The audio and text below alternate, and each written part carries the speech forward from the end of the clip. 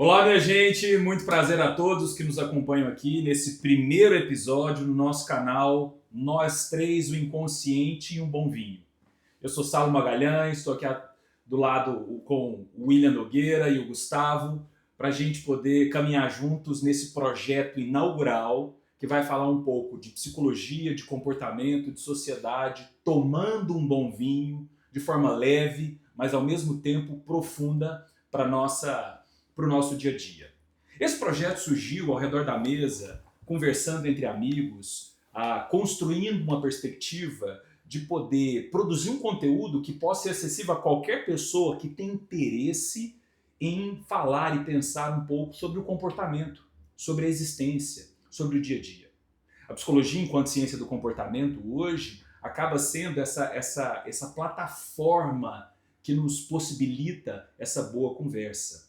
Quando nós falamos de inconsciente, e isso está no título do nosso grupo, nós remetemos aí um pouco à psicanálise? Sim, por que não? Mas está para além da psicanálise, porque o inconsciente ele é uma expressão que compõe a psique humana, as emoções, a forma como nós nos comportamos. Então, falar de uma perspectiva coletiva, nós três, pensar o elemento inconsciente como um símbolo do comportamento, dos afetos, das emoções, é o que dá o tom desse nosso grupo, desse canal e da produção e do conteúdo que nós teremos aqui durante os próximos episódios.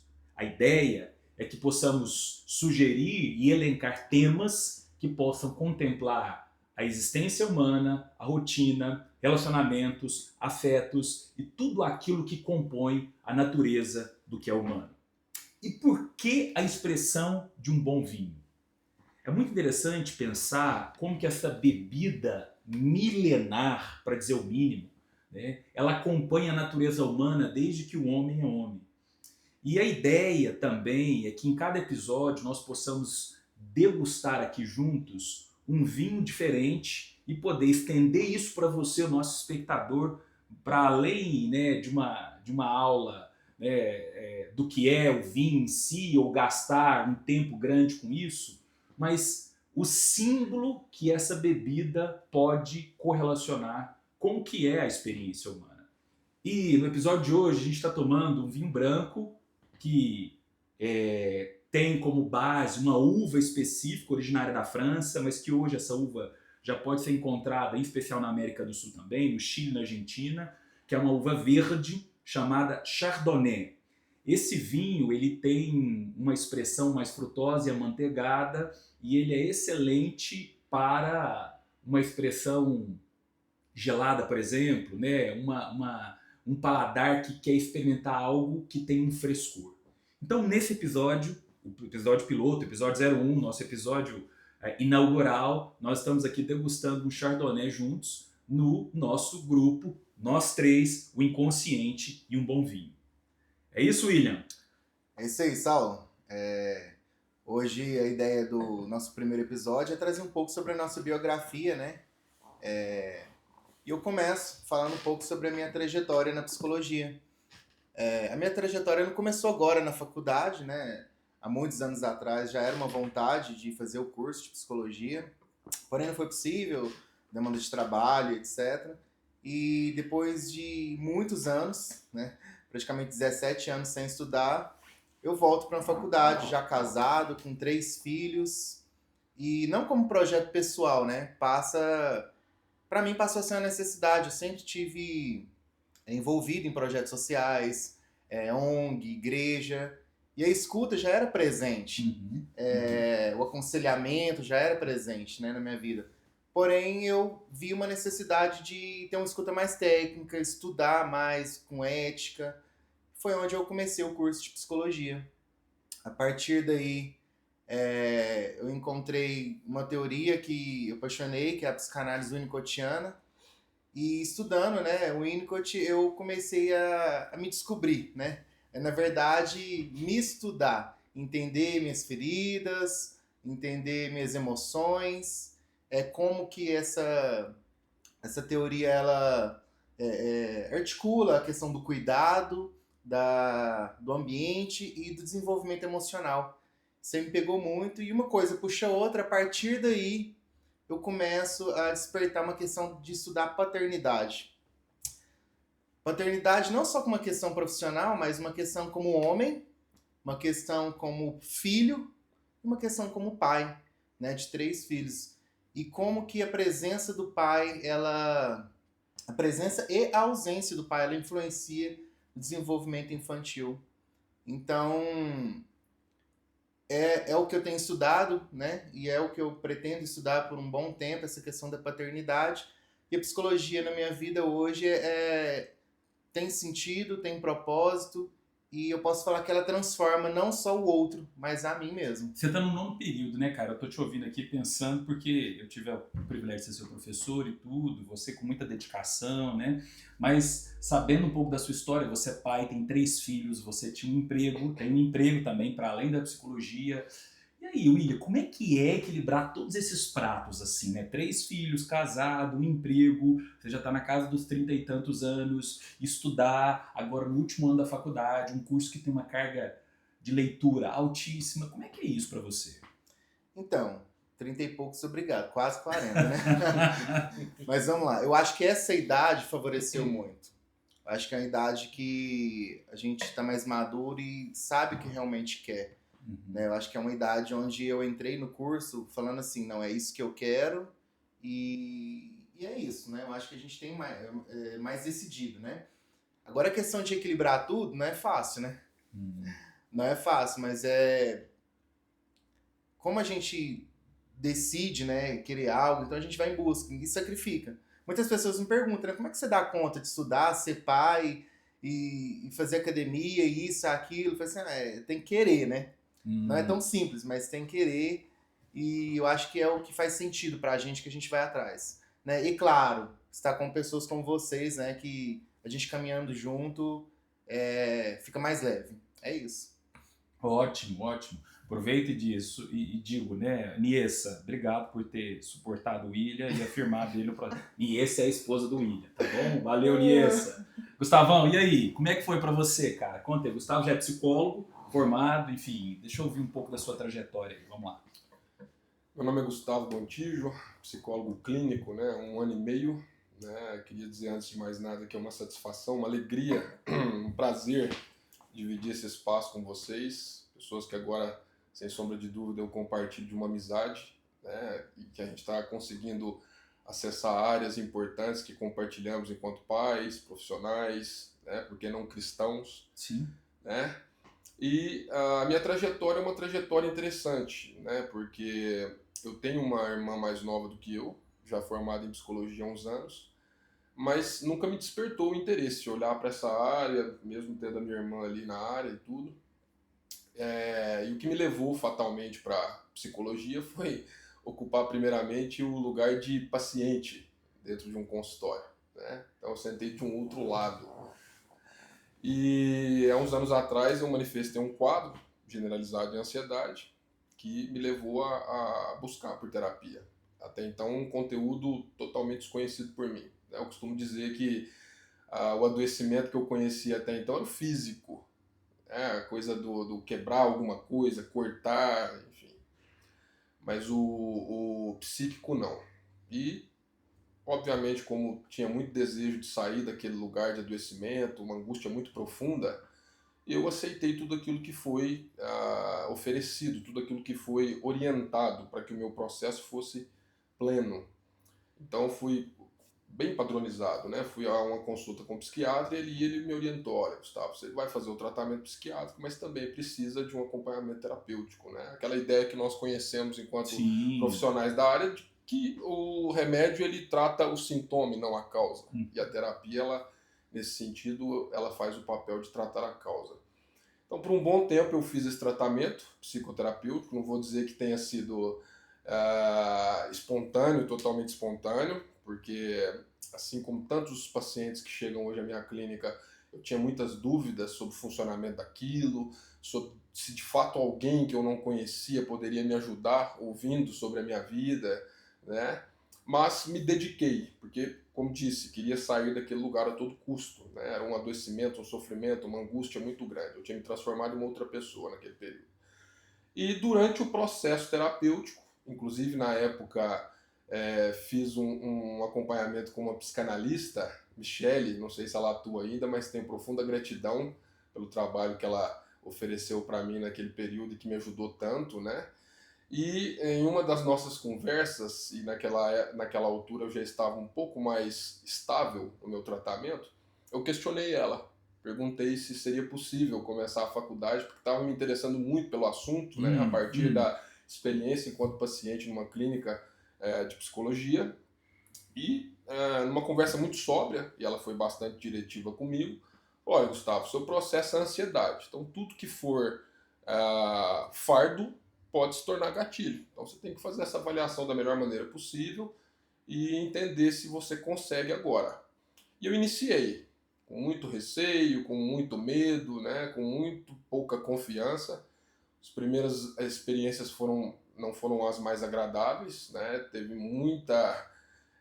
Estive em muitas aulas às quais eu não consegui ficar totalmente dentro de sala de aula, precisava ir para fora, dar aquela respirada, Sim, porque as imagino. crises se manifestavam, né? Então eu ia para dentro do banheiro ali, dava uma respirada, voltava. Mas rompi 5 anos desse projeto intenso em que eu precisei abrir mão de muita coisa, né? Foi um sacrifício e, quer dizer, saía de casa às 7 horas da manhã, voltava para casa às 11 da noite, uma esposa que me apoiou profundamente nesse sentido, te agradeço, Daniela. Obrigado, Daniela. Muito obrigado. Tá aqui o Gustavão. Obrigado também. Por ter me dado essa força, por ter bancado isso comigo, né? E o que eu costumo dizer hoje é isso, o tamanho do sacrifício ele me entregou um resultado gigantesco à altura, porque eu costumo brincar que eu só poderia ter virado psicólogo mesmo, depois de tudo que eu fiz, depois de tudo que eu entreguei em todo esse processo, né? Foi sacrificante, mas valeu a pena. E hoje estamos aí, há 1 ano e meio, né, atuando na clínica, com bons resultados, entendendo que isso é de fato uma vocação, para além de qualquer outra coisa. Eu estou há 1 ano e meio atuando e é o mesmo período em que eu estou trabalhando sem férias. Né? Não me lembro não penso naquela coisa do descanso, de ter que tirar férias, de me obrigar a tirar férias e tudo, porque tem feito sentido, me completa, é um trabalho que me preenche.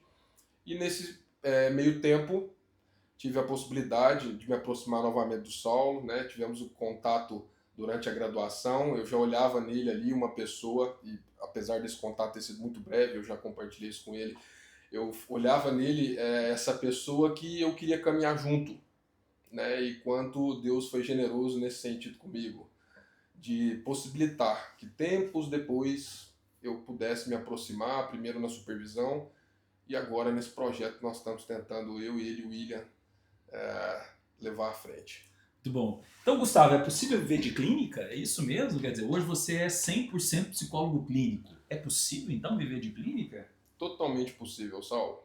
Há 1 ano e meio eu estou trabalhando na clínica e não precisei sequer compartilhar do meu tempo em uma outra atuação para que eu pudesse me estabilizar financeiramente.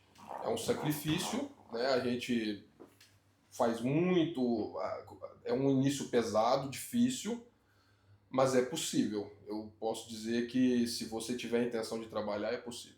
Certo. Deixa eu só aproveitar o gancho, né? O Gustavo falou da Michele, né? Michele? Michele. Então, obrigado também, Michele. Eu sei que o William tem uma terapeuta. Como é que chama o seu terapeuta? Nossa, ela tá vendo, William. Aline. Hã? Aline. Aline. Então, Michele e Aline, obrigado. E muito obrigado, Elvia. Eu vou começar minha fala falando disso, né?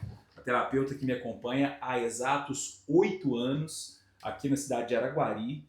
É uma cidade que fica a cerca de 25, 30 quilômetros de Uberlândia, onde com o maior gosto eu vou todas as semanas me encontrar ali e me deitar num divã, né? Bom, eu sou Saulo Magalhães, eu tenho 41 anos, quase 42 anos de idade. Nós três temos algo em comum para além, né, da psicologia. Nós três somos pais, né? E temos outra coisa em comum. Nós três, cada um tem 3 filhos, né? Então tá aqui representado 3 pais de família, 9 filhos presentes aqui nas nossas falas. Então muito obrigado também aos nossos filhos aí que estão com a gente nisso de certa forma, né? Mas a psicologia começa na minha vida, eu tinha por volta de 20 anos de idade, eu morava em Belo Horizonte na época, eu estava vinculado tempo integral a uma organização chamada Jovens com uma Missão, e é uma iniciativa muito interessante que desenvolve alguns trabalhos em diferentes áreas, mas em especial no campo do voluntariado, no campo social. E eu me lembro de conhecer naquele contexto uma psicóloga que já tinha viajado o mundo, desenvolvendo trabalhos incríveis no campo de saúde mental com pessoas de diferentes culturas. E o nome dela é Ellen. Ellen, se você estiver me ouvindo aí, hoje ela mora nos Estados Unidos, tem um trabalho incrível no que ela desenvolve junto com o marido dela. Então, Ellen, obrigado. Você já sabe disso, eu já te falei, você foi o pontapé inicial da minha vocação na psicologia. Mas eu me lembro de conversar com ela e ouvi-la sobre o que era a psicologia para ela. Isso nós estamos falando, gente, exatamente do ano de 2002, para ser bem preciso, né? E até então, na época eu tinha 19 anos de idade, né, eu jamais tinha pensado psicologia como uma opção. E os anos seguiram, ou melhor, o ano seguinte veio e a vida foi dando alguns rumos assim, eu volto para Uberlândia, deixo Belo Horizonte, volto para Uberlândia. E quando eu chego aqui eu entendo que era hora de dar início a uma faculdade, né? E era um tempo, se você talvez resgata um pouco a sua memória e viveu nessa época, né? 2002, 2003 especificamente, 2004 foi quando eu comecei a faculdade, que saúde mental e psicologia não estavam com tanta evidência como está hoje. Você tinha inúmeras carreiras promissoras, mas psicologia definitivamente não era uma delas, né? Então foi muito por um instinto, por uma insistência. Eu tive, né, falas paralelas, né, ali bem intencionadas, dizendo, será que é isso mesmo? Né? Vai fazer outra coisa, é esse curso mesmo? Né? É esse curso que você quer? E eu tinha muita convicção. E aí eu entro na faculdade e foi um tempo incrível. Tem um detalhe na minha formação que eu quero destacar aqui, isso envolve diretamente a minha digníssima esposa, Diana. Então, obrigado, Diana, também, né, pela seu movimento em me apoiar e suportar. A minha esposa é atriz e ela trabalha com teatro e circo. E ela, então, nós éramos recém-casados, eu casei bem jovem, com 22 anos. Ela passa numa prova na Escola Nacional de Circo no Rio de Janeiro. E aí a gente, então, nós nos mudamos. Com um aninho de casado, nós nos mudamos de Uberlândia para o Rio de Janeiro. E eu aqui em Uberlândia tinha uma estrutura muito favorável, era, né, muito articulado na faculdade que eu estudava, os meus pais moravam aqui, meu sogro, minha sogra, amigos, tinha toda uma estrutura em Uberlândia, né? Eu lembro que eu era da comissão de formatura da faculdade, eu lembro dessa cena especificamente, né? E aí de repente, no 7º período, eu vou para o Rio de Janeiro, né, por uma turma que não era minha, por uma faculdade que não era minha, para apoiar minha esposa no projeto dela. E foi um tempo muito árduo, né? Estava ouvindo o Gustavo falar, né, do desafio e do empenho que é, ou até do sofrimento, por que não, que envolve as nossas formações. Comigo também não foi diferente, né? E o meu, especificamente, eu me lembro que foi um processo um pouco solitário, um pouco para dizer o mínimo, porque eu não me adequei ao Rio de Janeiro, de cara, interior, vim para uma grande capital, eu tinha que trabalhar durante o dia todo e estudava à noite para poder pagar a faculdade. A faculdade era longe da minha casa, eu não tinha uma turma fixa, fazia disciplinas em turmas diferentes, enfim. Mas foi dessa forma que eu cheguei ao final, completei, né? Eu me lembro do dia da minha formatura. Tava eu, minha esposa e um casal de amigos, somente na minha formatura. Não tinha mais gente para ir, eu não conhecia outras pessoas, né? E mal conhecia os colegas que estavam formando comigo. Eu tenho foto da minha formatura que eu talvez conheça 3 colegas lá de uma turma de 40. Essa foi a minha realidade. Mas a despeito desse lugar da solidão e dessa mudança toda, foi no Rio de Janeiro que eu, então, né, me encontrei enquanto pesquisador e enquanto docente. Abrindo a porta, e isso é um papo para um outro momento, a gente pode até falar um dia sobre questões acadêmicas aqui, eu acho que faria bacana, né? Falar sobre mestrado, doutorado, enfim, a pós-graduação. Mas abre-se uma porta, depois de uma insistência da minha parte ali, né, em fazer mestrado em Psicologia Social num programa que tem uma tradição no Brasil, que é o programa da UERJ, da Universidade do Estado do Rio de Janeiro. Eu tive boas oportunidades assim que eu me formei de trabalhar, né? Eu sempre fui muito atrevido, ia atrás das coisas e tudo. Eu comecei a trabalhar num ambulatório, numa favela, ali na zona norte do Rio de Janeiro. Isso abriu a porta para o programa de mestrado, a partir do que eu fazia nessa favela. E na sequência me engatei no doutorado e morei no Rio por 5 anos, né?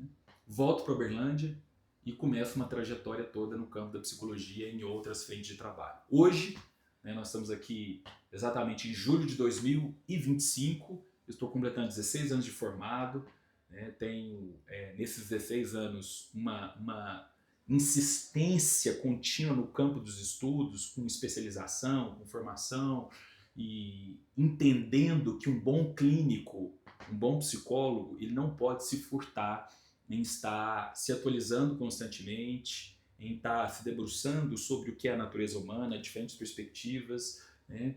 Mas em especial, fechando essa minha fala, né, da minha trajetória, eu chego aqui hoje sabendo que a psicologia ela me proporcionou amigos, ela me proporcionou bons relacionamentos, como o Gustavo disse, né? Ela me lembra todos os dias que o primeiro paciente que eu preciso encarar sou eu mesmo, né? O primeiro paciente que eu preciso estar diante dele nessa minha trajetória é a minha própria humanidade, são as minhas fragilidades, são as minhas limitações, enfim. É por isso que, para além da Elvia, que é a minha terapeuta, né, a forma como eu vou encarando os meus processos no dia a dia, né? Então hoje estou aqui, nós estamos nesse espaço físico que surgiu 2 anos atrás, que é a Logos Psicologia Clínica, que vem como uma expressão natural dessa trajetória, né? Onde outros psicólogos atendem aqui, onde pessoas e projetos vão surgindo aqui de dentro, né? Junto com esses 16 anos de prática clínica, né? E aí, para a gente fechar, nós vamos ter uma última rodada aqui e para contemplar um pouco esse nosso primeiro episódio, trazendo um pouco as nossas biografias, um pouco da nossa trajetória, da nossa jornada. Nós ficamos aqui antes de começar já bebendo um bom vinho, né? E aí fica a dica aí, depois você experimenta um Chardonnay, não é um vinho tão caro, você encontra, né, em supermercados que tem vinhos aí, né? Sugiro que você deixe ele um pouquinho na geladeira e depois vem para degustar. O que nós podemos deixar para vocês como um princípio? Ou seja, a partir da trajetória de cada um estudante do último ano de psicologia, um psicólogo que está aí nos seus primeiros anos, né, de jornada clínica, e eu, enquanto um psicólogo que já está aí com 16 anos, que tipo de princípio nós poderíamos elencar nessa caminhada para poder deixar para você? E aí a gente vai nessa rodada, passo para o William, Gustavo, e aí eu quero encerrar com isso. Vamos lá. Vamos lá. Eu, como estudante, o que eu posso deixar é... vou trazer o que fez sentido para mim, né? Desde o primeiro período. A gente está citando nomes, eu não posso deixar de citar o nome de uma colega, que é a Paula. Paula. A Paula. Obrigado, Paula. Desde o primeiro período, é aquela colega que a gente fez trabalho junto e que no momento de querer desanimar, não, vambora, você vai conseguir. Então, assim, eu acho que pessoas, né, que compartilham o mesmo sonho, vamos formar, né, e a partir daí também é a questão de participar de grupos de estudo, fez muita diferença para mim. Aí trago o próprio Saulo, né, você mesmo, né, como apoio, professor, um amigo, né, sempre indicando cursos, leitura e tempo. Eu acho que é o mais precioso hoje nosso, né? O tempo para sentar. Quantas vezes já sentei, conversei, né, com você, né, colocando minhas questões da faculdade. Então acho que pessoas, não posso deixar de trazer um nome também que tem me apoiado muito a partir do momento que eu decidi estudar psicanálise winnicottiana, que é a Danúbia, psicóloga também winnicottiana. Muito obrigado, tem me apoiado muito.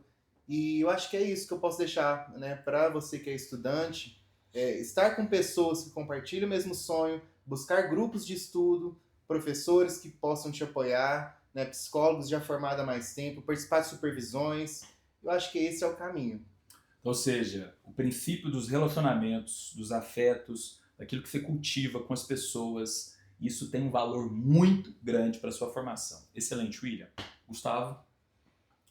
1 ano e meio atuando, o que eu consigo trazer sobre a ótica que eu tenho do trabalho, principalmente nesse início. Importante que a clínica seja presente, né, o máximo presente possível, ou seja, eu não me furtei a possibilidade de atendimentos voluntários, né, em alguns projetos que no início eu fiz parte, né, atendimentos ali em lugares que a gente se organizava aos sábados para acolher pessoas que não tinham condição de pagar, né, condição financeira de pagar por uma sessão. Eu acho que a melhor forma de você conseguir buscar por essa segurança em termos de profissão e atuação, sem sombra de dúvidas, é atuar mesmo, né? Pode parecer redundante, mas é atuar. Quanto mais a gente se abre a possibilidade de receber o paciente na clínica, de estar imerso nesses trabalhos voluntários, de muitas vezes se possibilitar os atendimentos, agregar os atendimentos sociais, que são muitos, né? As pessoas, via de regra, têm muita dificuldade hoje, financeiramente falando, para conseguir bancar esse lugar de cuidar da saúde mental, porque nós temos outras realidades, outros desafios, né? Dentro de casa, enfim. Então, acho que atuar, né, é um desafio. A princípio a gente fica receoso se vai ou não dar certo. Acho que isso surge, eu penso que o William já pode estar experimentando isso há um tempo, isso vai surgindo ali logo próximo da formação. A gente fica muito em dúvida quando começa ali os primeiros contatos com a clínica escola da universidade, se de fato é aquilo, se estamos fazendo bem o nosso trabalho. E à medida que você vai trabalhando, recebendo feedback, não que seja o trabalho ele seja direcionado a isso, mas também faz parte, à medida que a gente vai trabalhando e recebendo feedback dos pacientes, entendendo que está fazendo sentido de fato o trabalho que está sendo entregue, você começa a se dar conta desse lugar de uma segurança maior.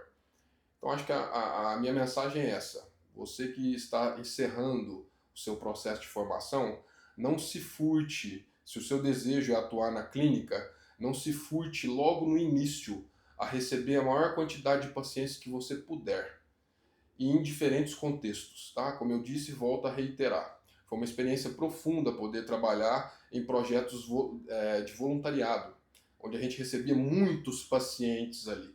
Então, esses pacientes nunca nem souberam, mas a realidade é que, se eles entenderam que eu consegui fazer por eles, enquanto profissional de psicologia, algo, eles também faziam por mim à medida que me construíam e me modelavam enquanto profissional.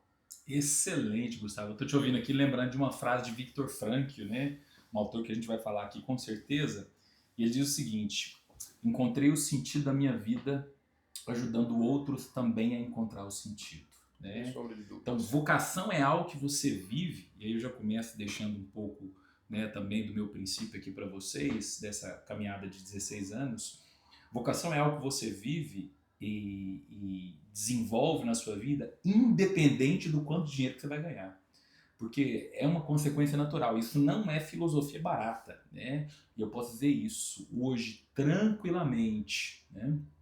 Como que a realidade que eu estou hoje, vivendo de clínica, de psicologia, sendo professor, pesquisador, os lugares que eu ocupo no campo da psicologia, eles né, que tem uma remuneração satisfatória, que me contempla nas minhas necessidades, da minha família e tudo mais, né, nunca esteve vinculado prioritariamente ao dinheiro, né? Nunca esteve vinculado a selecionar o paciente a partir da quantidade de dinheiro que poderia pagar. E aí você vai descobrir o quão interessante é ver que esse paciente vai chegar para você, esse que vai pagar a sua consulta inteira, esse que vai compor aí a sua expressão clínica no seu dia a dia. Mas eu quero deixar aqui uma frase que é muito clássica para quem estuda psicologia, que é uma frase de Jung, né? Nós tivemos aqui na semana passada um workshop de Jung maravilhoso sobre sand play, que é caixa de areia, né? Veio uma psicoterapeuta